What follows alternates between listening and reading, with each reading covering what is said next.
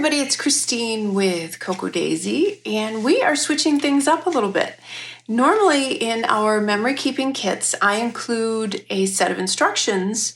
There's a few printed instruction sheets with each kit that give you tips and ideas and inspiration on how to create a couple of layouts.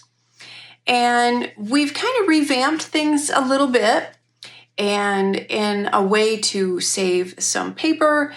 And actually, I like the format of video, of going through and showing you the layouts and talking about them and being able to get a little bit more in depth than I would on the instruction sheets. So I love the fact that we're saving a little bit of paper, as well as I have a format where I can dig in a little bit deeper.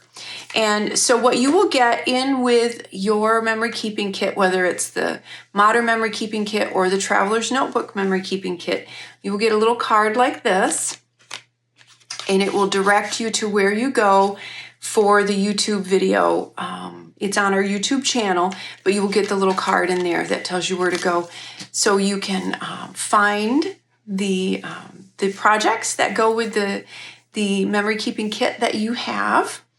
And I dig in a little bit, like I said, and I spend a little bit more time talking about some techniques, some tips, maybe even some design stuff.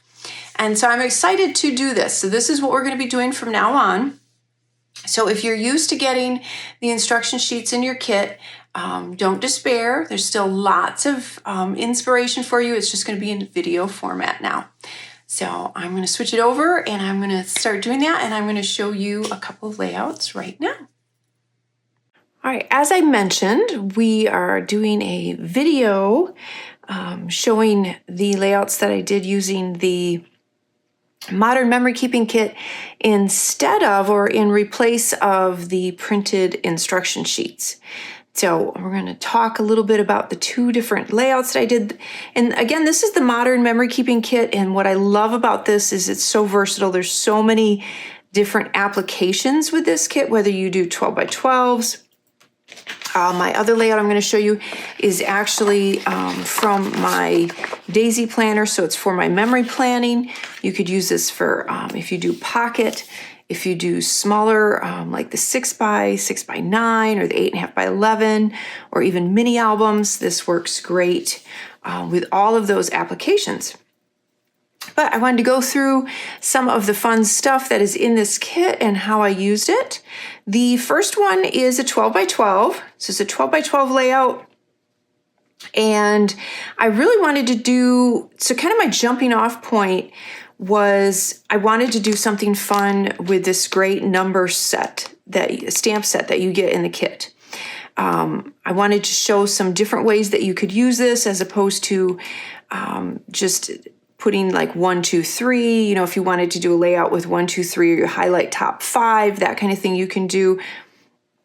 I wanted to do a date on here, and I wanted to incorporate it into the title and show you how to layer that. So that was kind of my jumping off point for the layout. And one of the things I wanted to mention about this stamp set too is you're going to look at this initially and go, well, there's no 9. Well, there is a 9. It's the 6, you just turn it. So we were able to make those numbers a little bit bigger, and you really use the space that we have for our stamp sets by just making a 6 and a 9 together. So you just turn it around and you get a 9. So what I did, first of all, I have just a sheet of 12 by 12 white cardstock, and kind of my go-to, the thing that I love to do is splatter a little bit of ink on there. So I just take a little bit of black acrylic paint, and I water that down a little bit, and then you just take a paintbrush, you dip it in, and then you just tap it like that, and you'll get that great fun splatter. I like it just because it just gives a bit of texture. It gives a little something to the background. I love using a white background. You'll see that pretty consistently with most of my 12 by 12 layouts, because I tend to like a more graphic, simple layout. But that just gives me a little bit of texture in that white area. So it's kind of my go-to. I do that a lot. And then I chose a pretty kind of blue That's kind of that seafoam color that matched the colors in the pattern papers. It went with the theme, the area that we were. We went on our honeymoon in Granada. And so what I did is I stamped out the date on there, and then I used the Puffy Alpha stickers, and I laid that down, and I went over top of that for my title.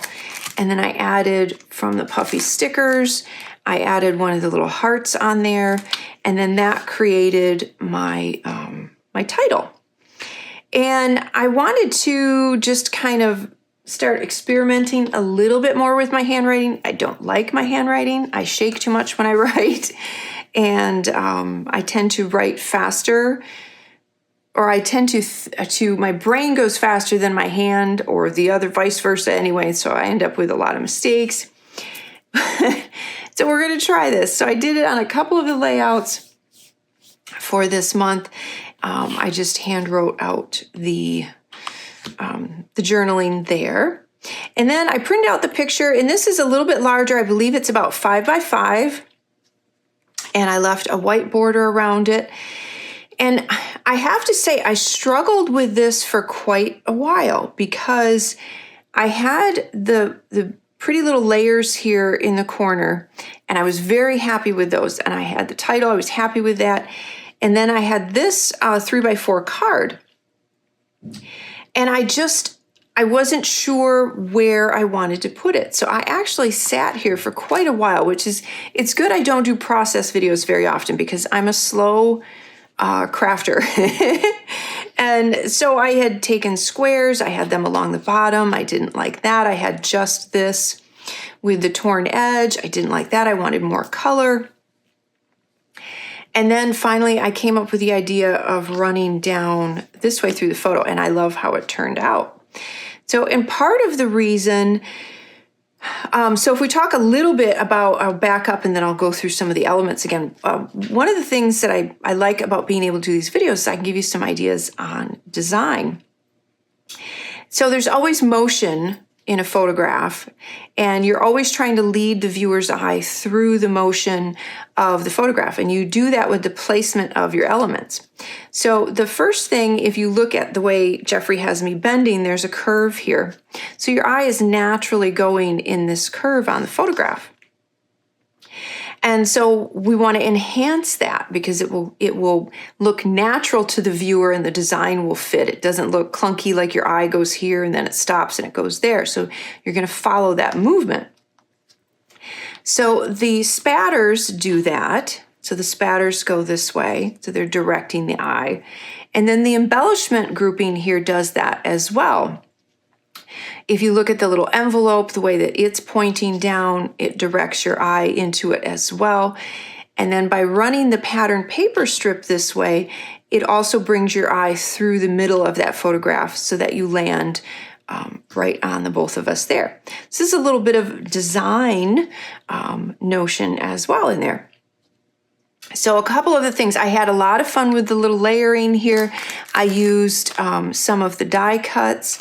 I added Granada here on the little paper notepad die cut. And then these are super fun, the little envelopes. So I wanted to show you. So you get a set of 4, and you can see I used one of them. And you get 2 of each size. So you get 2 of the smaller size, and then you get 2 of the larger size. So this one and this one. And they come flat, but as you can see, they're scored.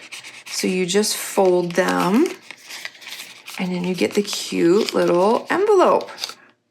So you'll just want to put some, because it's a heavier weight cardstock, it's a really nice cardstock that they're printed on. You're going to want to put some heavier duty glue dots on there to keep that down. So you get, like I said, you get 2 this size, and then you get 2 that are the smaller size. And then with that, we also included 4 little note cards. So when you make your little envelope, then you can slide in a little note card in them as well. Like I slid mine behind, but you can do the same thing. You could put the little note inside. How cute is that? So it's a lot of dimension. It's a cute little way to add journaling. You could tuck a little photograph in there as well. So that's what those are. So when you get them, they're not made. It's to save on bulk and everything and keep it nice and flat for when we ship it. But you need to fold those and make your own little envelopes. So that's what those are, because some people, when they get them, they're going to look at them and go, what is that weird shape? So that's what those are. They are little envelopes. So I tucked that in there. Like I said, I'd added a few of the other little die cuts on there. And then I took some of the pattern paper, as well as what I love about the cards is a lot of them have patterns. Like you can see this one I cut up, they have a pattern on them as well. So if you want to save your pattern paper for something else, you have some note cards with some great patterns, you can cut those and add them as on there too. So what I did, I tore the edge of this one. I thought that the texture was just nice. It kind of made me think of the waves. So again, another great thing in design is to always mimic things. So I added that little bit of tearing on there, layered in a few of the beautiful patterns. That one matches that one. Added a few of the pretty little glitter dots. Love to add those all the time. And then just a piece of the chipboard on there. I liked kind of that little bit of black on there as well, because it added a nice little graphic touch on that. And then I used some foam adhesive to kind of layer things and to add a little bit of dimension in there. I mean, you could keep going with the layering. You could add more pieces of pattern paper behind the photograph if you wanted to. And then you could always add little bits of strips of washi tape as well, because there is some washi tape in the kit this month. So that is my 12 by 12 layout. And then the other thing I wanted to do was create a spread in my daisy planner. So I use my daisy planner for my memory keeping. So it's kind of like a memory planning system. And so you're going to notice that I don't have actual photographs on here, because what I wanted to do, and it was part of the reason I wanted to do this too, is show you that you can plan ahead. So if you have time and you're doing memory planning or you're doing memory keeping, you can plan ahead, get it all ready, and then it's, if you have time now, but you're not going to have time later the next month or whatever, you can plan ahead, save those spaces for the photographs, and get everything else set up. So I actually have the sheets from an unbound version of the daisy planner. It's just easier for me to show you. And I like that I can stamp on it a little easier this way. So what I did is I took my number stamps again, and I stamped the dates in that same pretty color, that sage or minty color for the date on there. And I took a couple of the 4x6 cards from the set here, and I cut them because sometimes, I try with my system to take a photo every day. Sometimes that doesn't happen. And so I wanted to show you a few ways that you could fill in some of those spaces just to fill in that day. You can fill it in with pattern paper. You can fill it in with some of the note cards. If you cut them down with sayings, you can stamp in an entire section as well. So this one, I believe, is the other half of this one. So this one got cut in half. On the one side, it had this pretty pen with the noteworthy, and I ran it this way. And then this section, usually in my daisy planner, I like to put kind of a title for the week. So if there's a main event or something big that happened that week, is what I'll usually put here, kind of almost like a title to the whole layout. Or if it's a vacation spread, I'll add more pictures over here. So it just kind of depends on what's going on as far as what I add over here. So what I did is I added that piece of the 4x6 card. I just cut it down to fit. I added one of the little puffy heart stickers on there, and then I used the puffy alpha for Mother's Day. And a little tip, if you have to use an apostrophe, the little section that's left from the E's make great little apostrophes. So I just kind of used that little leftover bit from one of the E's on there for my apostrophe. So I did Mother's Day because this will be the week of Mother's Day in May. And then like I said, I just kind of sized these to kind of get an idea of where I will put my photographs. I added some die cuts. There's another little puffy sticker, some chipboard. There's another die cut. This part of the 4x6 was the other side. I cut that off. I thought the pens were cute.